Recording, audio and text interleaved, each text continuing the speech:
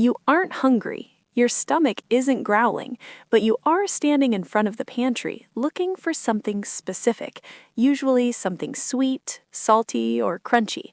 We call this emotional eating, and contrary to what diet culture tells you, this isn't a lack of discipline.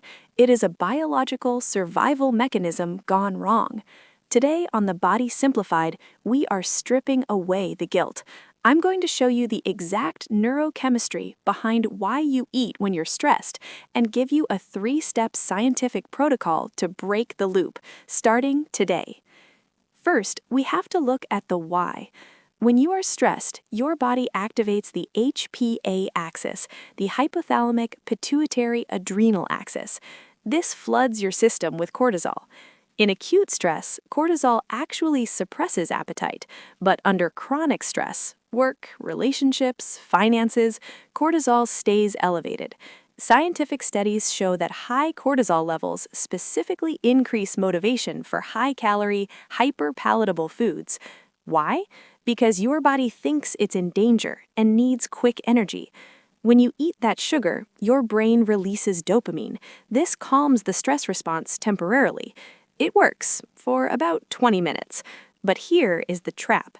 Repeated stress eating actually changes your brain's reward circuitry, making you crave more sugar next time to get the same relief.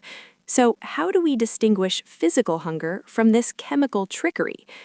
You need to learn the broccoli test. It's the fastest way to diagnose your hunger. Physical hunger comes on gradually. You feel it in your stomach, and most importantly, you would be willing to eat an apple or a plate of broccoli to satisfy it. Physical hunger is open to options. Emotional hunger is different. It hits suddenly. It is hyper-specific. You crave a texture or a taste, like pizza or ice cream, and it's usually triggered by an unpleasant emotion, not an empty stomach. If the idea of eating steamed vegetables sounds terrible, but a cookie sounds great, you aren't hungry. You're looking for a dopamine hit. Recognizing it is step 1, but what do you actually do when that urge hits and your willpower is at 0? You use the 10-minute gap. Here's the fix. We need to engage your prefrontal cortex, the logical part of your brain, which usually goes offline when you're emotional. Step 1 is the pause. Tell yourself, I can eat this, but I have to wait 10 minutes. You're not saying no, you're saying later. This lowers the psychological resistance. During these 10 minutes, changing your environment is key. Walk into a different room. Step 2 is the HALT method. Ask yourself, am I hungry, angry, lonely, or tired? If you're tired, you need sleep, not sugar. If you're anxious, you need a physiological sigh or a walk. Treat the root cause, not the symptom.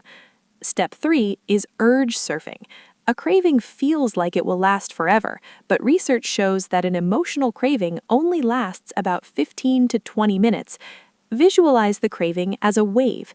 It will rise, it will peak, and then, if you don't fight it, just observe it. It will crash and disappear.